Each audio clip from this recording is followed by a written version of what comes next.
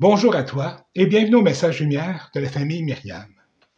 Aujourd'hui, dans l'acclamation à l'Évangile, qui est tirée de l'Évangile de Saint Jean, chapitre 3, il est écrit « Dieu a tant aimé le monde qu'il a donné son Fils unique, afin que ceux qui croient en lui aient la vie éternelle. » Dieu nous a donné son Fils unique par amour.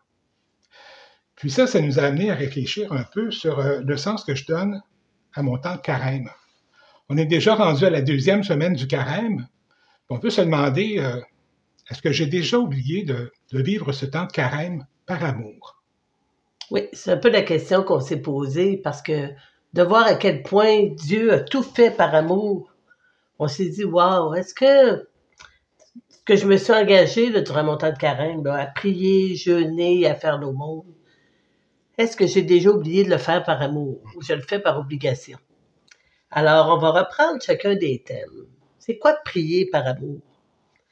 Prier par amour, c'est déposer dans l'offrande de Jésus des gens avec qui j'ai plus de difficultés pour m'aider à mieux les aimer. Mais c'est aussi quand j'ai à faire mon oraison, quand j'ai à prier la Vierge, à dire mon chapelet. C'est différent de le faire par amour que de le faire par là. Il faut pas que j'oublie, là, c'est mon temps de chapelet. Faut pas. Prendre 2 secondes, 30 secondes pour se dire, par amour pour toi, Jésus, par amour avec toi, Dieu le Père, je prends ce temps-là pour prier avec toi. Je prends ce temps-là pour prier avec toi, Vierge Marie.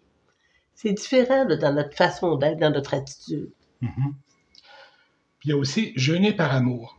Moi, j'aime souvent dire, plutôt que de se priver de quelque chose, on préfère Jésus à quelque chose. Ah, c'est vrai. C'est bon. On peut renoncer à ce que je pense par amour pour Jésus, par amour pour les autres. On peut renoncer à ce qu'on aime. Jeûner de mon temps personnel. On aime ça prendre du temps pour soi, mais des fois, préférer prendre du temps avec Jésus plutôt que de prendre avec soi-même, parce qu'on l'aime, par amour.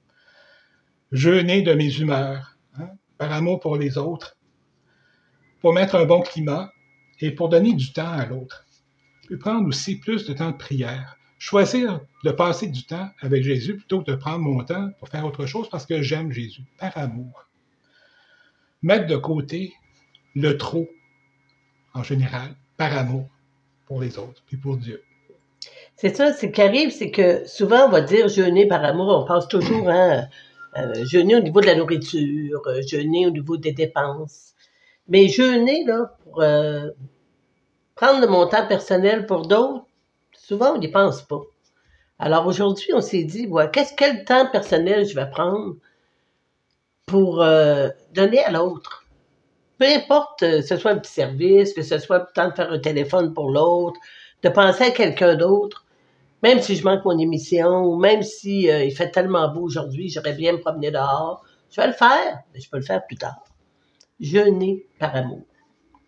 L'aumône aussi par amour. Ça aussi, on pense souvent au bien matériel, ou à notre temps, donner de notre temps, donner de l'argent.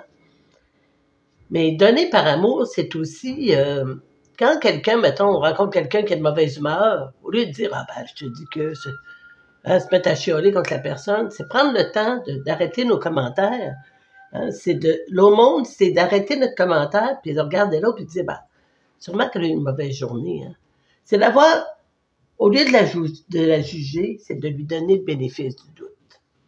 Comme on parlait déjà, de l'intention positive. Puis se taire au niveau du commentaire. C'est ça aussi l'aumône. Oui.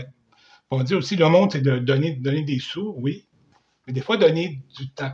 Puis du temps, c'est encore plus précieux que de l'argent, parce que l'argent, ça se remplace, mais le temps, ça se remplace pas. C'est précieux. Quand on donne du temps pour quelqu'un, ça tisse des liens aussi de fraternité, et d'unité aussi. Si on relit l'acclamation de l'Évangile, il est écrit « Dieu a tant aimé le monde qu'il a donné son Fils unique, afin que ceux qui croient en lui aient la vie éternelle. Il a tant aimé le monde. » L'amour. Oui.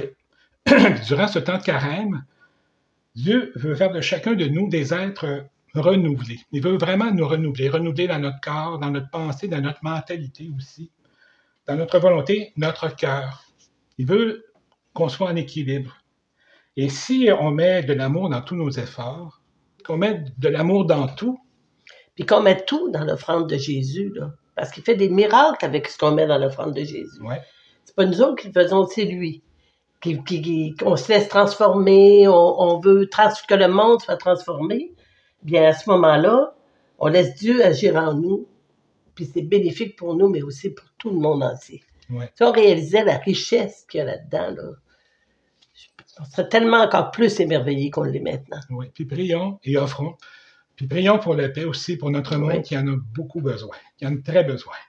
Alors si, là, aujourd'hui, là, on se disait, est-ce que je suis prêt à tout faire par amour pour toi, Jésus? Par amour. Par amour. Puis Oui. si on s'engageait dans tout notre petit quotidien tout simple, à tout faire par amour aujourd'hui. Des petites choses, Des des petits- grandes choses. Mais des petites choses, quand on les additionne, ça fait des grandes choses. Alors, on vous laisse là-dessus. Oui. Et au revoir et à bientôt. À bientôt. Au revoir. Jésus.